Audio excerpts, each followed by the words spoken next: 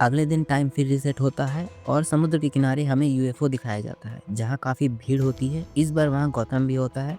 वहीं Gautam professor Franklin से मिलता है और सारी बात बताता है। हालांकि इस बार भी फ्रैंकलिन के पास कोई जवाब नहीं होता, पर वह गौतम को अलर्ट रहने के लिए कहता है। फ्रैंकलिन और उसके साथी यूएफओ मशीन की रिसर्च कर रहे होते हैं कि वह मशीन वहाँ कर क्या रही है। कुछ देर बाद गौतम पुलिस स्टेशन पे अपने दोस्त कुट्टी के पास जाता है, जो कि एक पुलिस ऑफिसर होता है। वह उसे सारी बात बताता है। कुट्टी उसकी बात पर यकीन नहीं करता, पर गौतम उसे कुछ ऐसी बातें बताता है जिससे कुट्टी उसकी बात मान जाता है। कुट्टी गौतम की मदद करने को तैयार हो जाता है। वह उस गैंग की डिटेल निकालता है जो लड़कियों को अगवा कर रहे होते हैं। हालांकि वह गैंग कोई बड़ा गैंग नहीं होता, इसलिए उन्हें कुछ ज़्यादा जानकारी नहीं मिलती। अब वो उन दोनों बाइक वालों को ढूंढने निकल जाते हैं जिन्होंने निशा पर गोली चलाई थी। वह उनका वहीं उसके घर के बाहर इंतजार करते हैं। जब दोनों बाइक वाले जा रहे होते हैं, गौतम पुलिस की मदद से उन दोनों को पकड़ लेता है। कुट्टी उन दोनों बाइक वालों को मारता है और उनसे पूछता है कि उन्हें निशा को मारने किसने भेजा, लेकिन वो दोनों कुछ नहीं बताते। तभी उनके मोबाइल पर एक मैसेज आता है। कुट्टी देखता है कि यह मैसेज निशा के कैमरामैन ने भेजा होता है। वह दोनों निशा के ऑफिस जाते हैं, वहाँ उसके बॉस से मिलते हैं और कैमरामैन के बारे में पूछते हैं। उन दोनों को कैमरामैन के बारे में पता चलता है और वह उन्हें ढूंढने निकल जाते हैं। कैमरामैन उन्हें शराब की दुकान के पास मिलता है। कुट्टी और गौतम को देखकर कैमरामैन वहां से भागने की कोशिश करता है, पर गौतम उसे पकड़ लेता है और पुलिस स्टेशन ले जाता है। पुलिस स्टेशन में वह बताता है कि उसके घर वालों को किसी ने किडनैप कर लिया है और वह उनकी जान बचाने के लिए निशा को सारी अपडेट देने को बोलते हैं। हालांकि उसे नहीं पता कि वो लोग कौन होते हैं। ये सब होने के बाद गौतम और कुट्टी दोनों बैठकर बाहर चाय पी रहे होते हैं। हालांकि वो खुश होते हैं कि उन्होंने निशा की जान बचा ली। तभी टीवी पर न्यूज आता है कि निशा को किसी ने मार दिया है। गौतम इतना सब करने के बाद भी निशा को नहीं बचा पाता।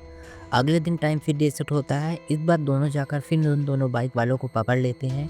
कुट्टी इस बार निशा से बात करने की सलाह देता है। गौतम उसे मना करता है क्योंकि वह काफ़ी सख्त होती है।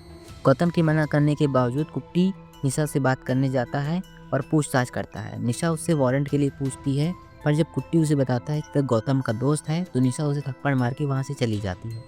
अगली बार कुट्टी वारंट लेकर जाता है। इस पर निशा वारंट को फाड़कर फेंक देती है। कुट्टी हवा में गोली चलाता है और निशा वहीं रुक जाती है और वो निशा को अपनी गाड़ी में बैठाकर ले जाता है।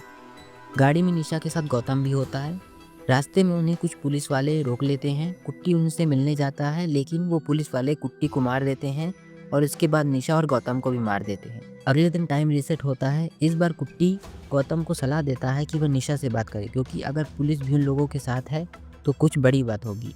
गौतम निशा से मिलने जाता है और उसे पूरी बात समझाता है और पूछता है कि उसने ऐसा क्या किया है कि वो सभी लोग उसे मारने पर तुले हुए हैं। हालांकि निशा को इस बारे में कुछ पता नहीं होता है, तो वह कुछ बता नहीं पाती है। गौतम खिड़की के बाहर एक गाड़ी को देखता है जिस पर एम बना हुआ होता है। उसे ध्यान आता है कि उस गाड़ी को उसने अपने आसपास कई बार देखा है। वो निशा के साथ उस गाड़ी के मालिक को खोजता है। उसे एक खंडार जैसी जगह का पता चलता है। वहीं बाहर एक पिज़्ज़ा डिलीवरी बॉय पिज़्ज़ा लेकर आता है।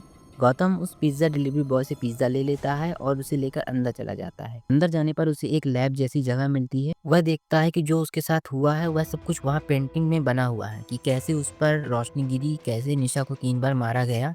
वहाँ यह भी लिखा होता है कि वह कौन है।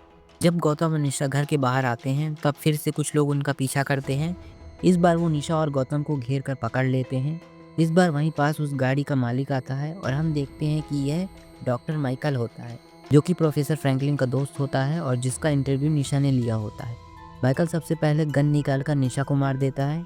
इसके बाद वह गौतम को पूरी बात बताता है। वह गौतम को बताता है कि वह एक हार्ट सर्जन होता है और वह एक आर्टिफिशियल हार्ट बनाने के प्रोजेक्ट पर काम कर रहा होता है। आर्टिफिशियल हार्ट के प्रोजेक्ट को कंप्लीट करने के लिए उसे कई एक्सपेरिमेंट करने होते हैं, जिसके लिए वह लड़कियों को अगवा करवाता है।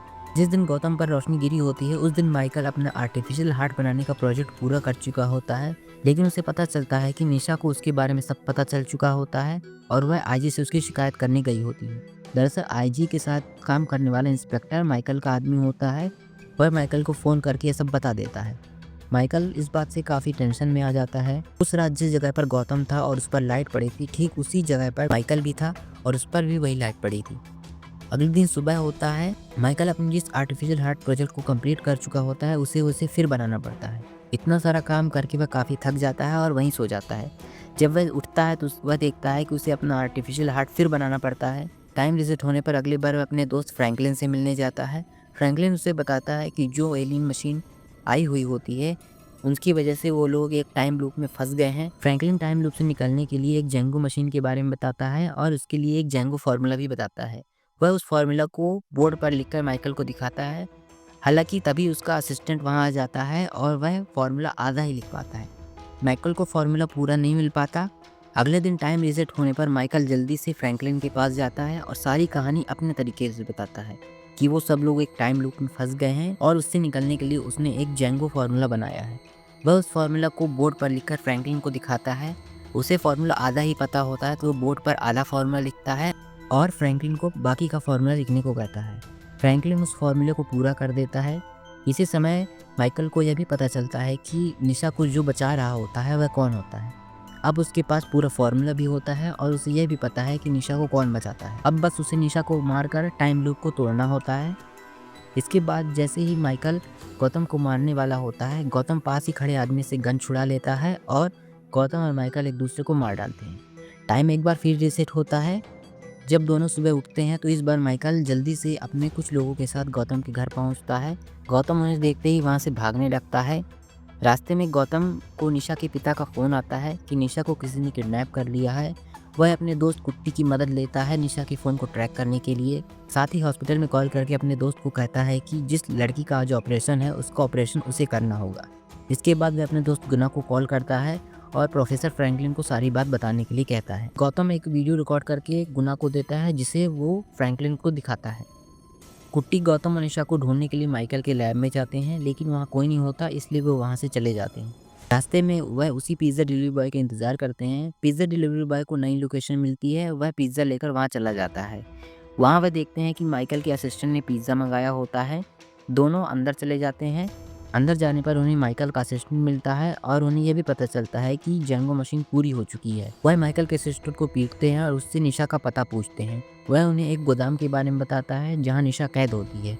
गौतम उस जगह में जाता है जहाँ काफ़ी सारे लोग होते हैं। वह अकेले ही सबको मार देता है और निशा को छुड़ाने लगता है। तभी वहाँ माइकल आ जाता है और गौतम को बहुत बुरी तरह से घायल करता है। इसके बाद वह निशा पर गोली चलाता है। तभी माइकल उसका पैर खींच देता है जिसकी वजह से गोली का डायरेक्शन थोड़ा सा मुड़ जाता है और गोली निशा के सिर में ज़्यादा अंदर तक नहीं जा पाती। यहाँ गौतम एक लकड़ी लेकर माइकल के सीने पर वार करता है। निशा को घायल देखकर गौतम उसे वहाँ से ले जाने लगता है। इस पर माइकल कहता है कि जेंगो मशीन एक्टिवेट हो चुकी है। अगर उसे निशा को बचाना है तो उसे फिर से जेंगो मशीन को डीएक्टिवेट करवाना होगा। गौतम उसकी बात नहीं सुनता और उस लकड़ी को उसके सीने में और गाड़ देता है।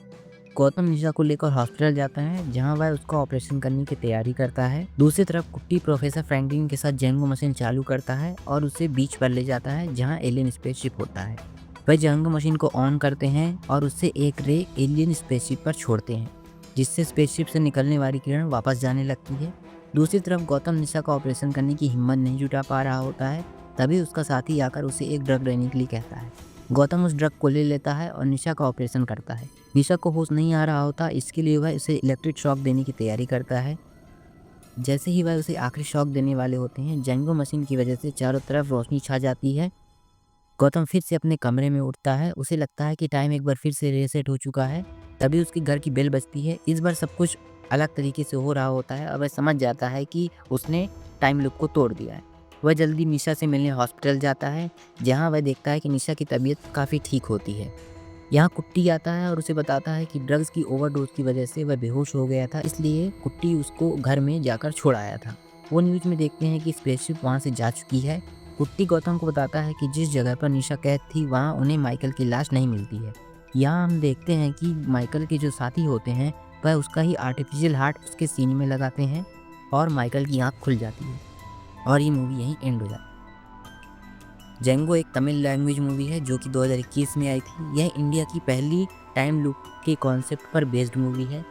हमें इस मूवी को देखते हुए कई सारे रेफरेंस हॉलीवुड टाइम लूप वाली मूवी से मिलते हैं, जैसे कि गौतम जब अपने मन मुताबिक काम कर रहा होता है। इसका रेफरेंस हमें हैप्पी डेथ डे मूवी का मिलता है। इसके अलावा जब वह निशा को हर बार बचाने की कोशिश करता है तो इसका रेफरेंस हमें हॉलीवुड की मूवी बॉस लेवल से मिलता है। मूवी काफ़ी अच्छी है, काफ़ी एंटरटेनिंग है क्योंकि ये एक इंडियन मूवी है तो हमें इसमें थोड़ा ड्रामा और कॉमेडी भी देखने को मिलता है।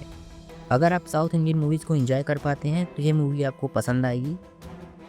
तो गाइज़ ये था मेरा एक्सप्लेनेशन जेंगो मूवी का। अगर आपको ये एक्सप्लेनेशन पसंद आता है तो